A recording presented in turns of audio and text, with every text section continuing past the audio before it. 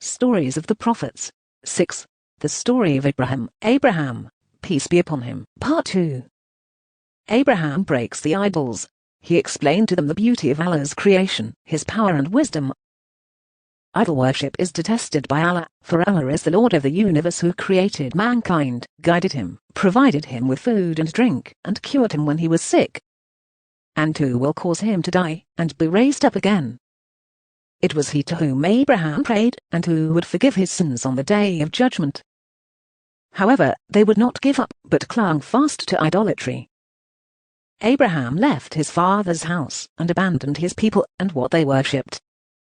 He decided to do something about their state of disbelief, but did not reveal it. He knew that there was going to be a great celebration on the other bank of the river which would be attended by all the people. Abraham waited until the city was empty, then came out cautiously, directing his steps towards the temple. The streets leading to it were empty, and the temple itself was deserted, for the priests had also gone to the festival outside the city. Abraham went there carrying a sharp axe. He looked at the stone and wood statues of the gods, and at the food laid in front of them as offerings. He approached one of the statues and asked, "The food in front of you is getting cold. Why don't you eat?" The statue kept silent and rigid. Abraham asked the other statues around him, "Will you not eat of the offering before you?" Quran 37:91. He was mocking them, for he knew they would not eat. He once again asked then, "What is the matter with you, that you do speak not?" Quran 37:92. He then raised his axe and started smashing the false gods worshipped by the people. He destroyed them all except one, on whose neck he hung the axe. After this his anger subsided, and he felt at peace. He left the temple. He had fulfilled his vow to show his people a practical proof of their foolishness in worshipping something other than Allah. The idolaters questioned Abraham. When the people returned, they were shocked to see their God smashed to pieces, lying scattered all over the temple. They began to guess who had done that to their idols, and Abraham's name came to their minds. Allah the Almighty said, they said, "Who has done this to our Allaah gods? He must indeed be one of the wrongdoers." They said, "We heard the young man talking against them who is called Abraham." They said, "Then bring him before the eyes of the people, that they may testify." They said, "Are you the one who has done this to our gods, O Abraham?" Abraham said, "Nay, this one, the biggest of them, idols, did it. Ask them if they can speak." So they turned to themselves and said, "Verily, you are the Zalimun, polytheists and wrongdoers." Then they turned to themselves, their first thought, and said, "Indeed you, Abraham, know well that these idols speak not." Abraham said, "Do you then worship besides Allah things that can neither profit you nor harm you? Fire upon you and upon that which you worship besides Allah. Have you then no sense?" Quran 21:59-67. Furious, they demanded that Abraham be arrested and tried. Abraham did not resist. This was precisely what he had been aiming for, so that he could show them up in public for their foolish beliefs. At the trial they asked him if he was responsible for breaking the idols. Smiling, he told them to ask the biggest idol, which was still whole. He told them that he must be the culprit. They replied that he knew well that the idol could not speak or move, which gave Abraham the chance to prove the foolishness of worshipping these lifeless objects. They then realized the senselessness of their beliefs. However, their arrogance would not allow them to admit their foolishness. All they could do was use their power of authority, as tyrants usually do, to punish Abraham. They kept him in chains and planned their revenge. The idolaters tried to burn Abraham. Anger was burning in their hearts.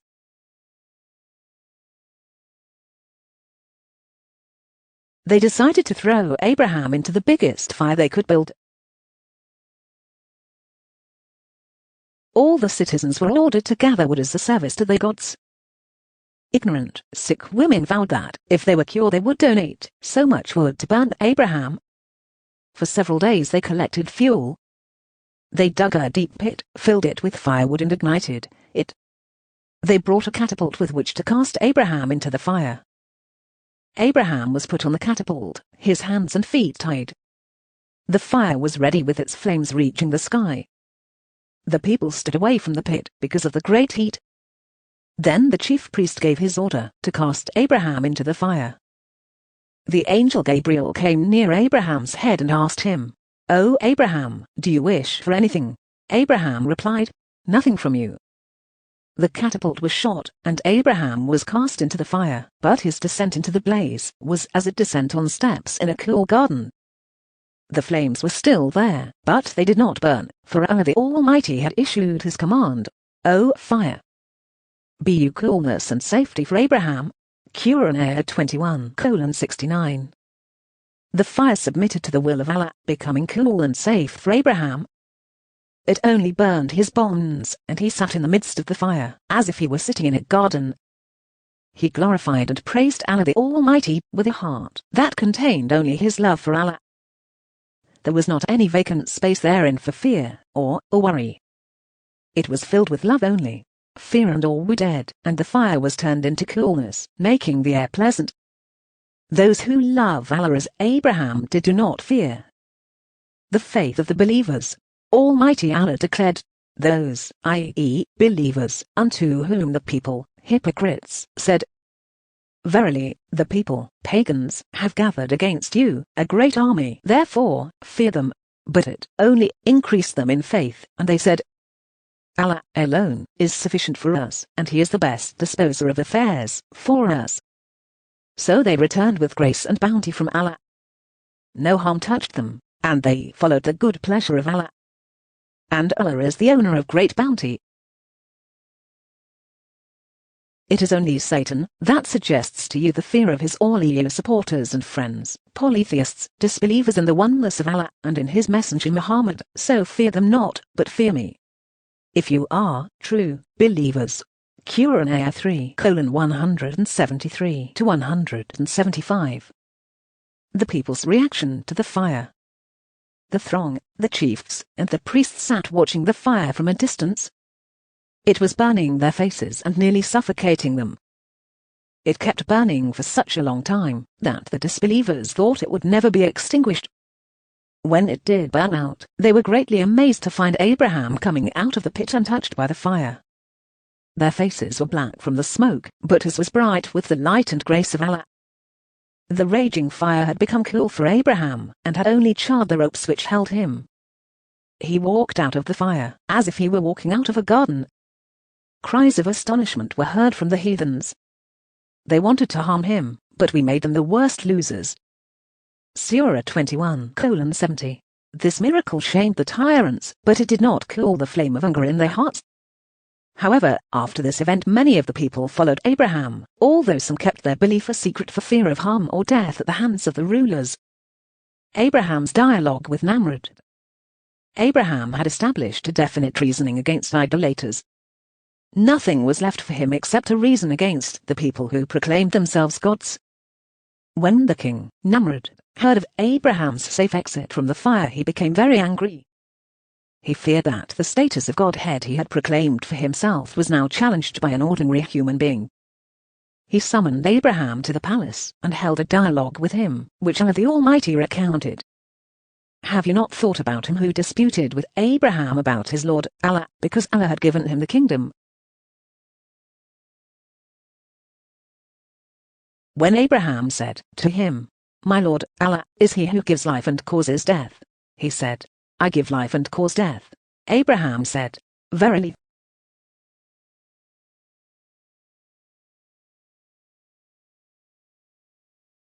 Allah causes the sun to rise from the east, then cause it you to rise from the west." So the disbeliever was utterly defeated. And Allah guides not the people who are zalimeen, wrongdoers, etc. Quran 2:258. Abraham emigrates. Abraham's fame spread throughout the entire kingdom. People talked about how he had been saved from the blazing fire, and how he had debated with the king, and left him speechless.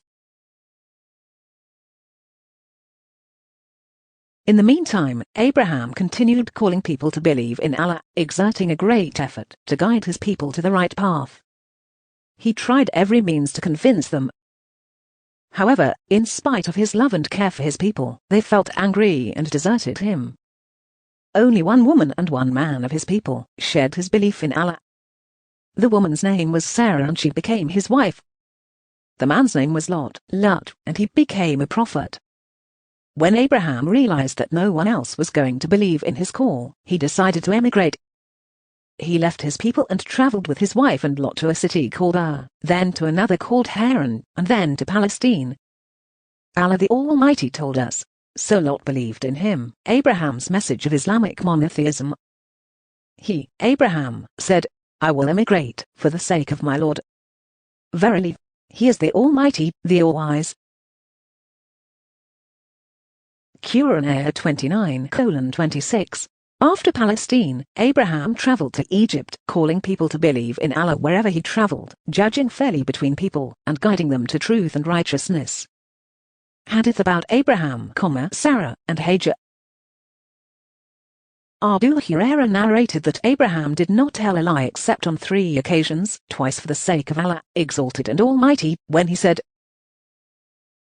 I am sick. When his people were holding a festival in honor of their gods, Abraham excused himself by saying he was sick. See Quran 37:89, and when he said, I have not done this but the big idol has done it. The third was that while Abraham and Sarah, his wife, were going on a journey, they passed by the territory of a tyrant. Someone said to the tyrant, this man, i.e., Abraham, is accompanied by a very charming lady. So, he sent for Abraham and asked him about Sarah, saying, Who is this lady? Abraham said, She is my sister. Abraham went to Sarah and said, 0 Sarah. There are no believers on the surface of the earth except you and me. This man asked me about you, and I have told him that you are my sister. Do not contradict my statement.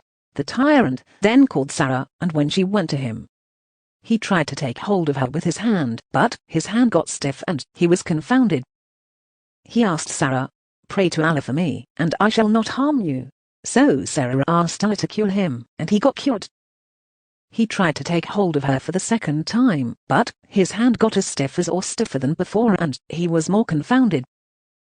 He again requested Sarah, Pray to Allah for me, and I will not harm you. Sarah asked Allah again, and he became all right. He then called one of his guards, who had brought her, and said, You have not brought me a human being, but have brought me a devil. The tyrant then gave Hajar as a maidservant to Sarah. Sarah came back to Abraham while he was praying. Abraham, gesturing with his hand, asked, What has happened? She replied, Allah has spoiled the evil plot of the infidel or an immoral person, and gave me Hajar for service. Abu Hurairah then addressed his listeners saying, That Hajar was your mother, O Bani Marasama, i.e., the Arab, the descendants of Ishmael, Hajar's son. Hajar and Sarah, Abraham's wife Sarah was sterile. She had been given an Egyptian woman, Hajar, as a servant. Abraham had aged, and his hair was grey after many years spent in calling people to Allah. Sarah thought that she and Abraham were lonely because she could not have a child. Therefore, she offered her husband her servant Hajar in marriage.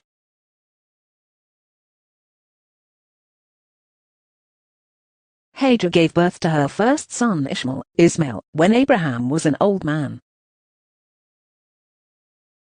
Abraham questions resurrection. Abraham lived on earth worshipping Allah and calling people to monotheism, but he was journeying to Allah, knowing that his days on earth were limited and that they would be followed by death. And finally, resurrection. The knowledge of life after death filled Abraham with peace, love, and certitude. One day, he begged Allah to show him how he brought the dead back to life. Allah commanded Abraham to take 4 birds, cut them up, mingle their body parts, divide them into 4 portions, and place them on top of 4 different hills. Then call back the birds in Allah's name. Abraham did as he was told. Immediately the mingled parts of the birds separated to join their original bodies in different places, and the birds flew back to Abraham. Almighty Allah revealed, and remember when Abraham said, My Lord, show me how you give life to the dead. Allah said, Do you not believe? Abraham said, Yes, I believe, but to be stronger in faith. He said, Take 4 birds, then cause them to incline towards you, then slaughter them, cut them into pieces, and then put a portion of them on every hill, and call them, they will come to you in haste. And know that Allah is Almighty, All-Wise. Quran Ayah 2:260.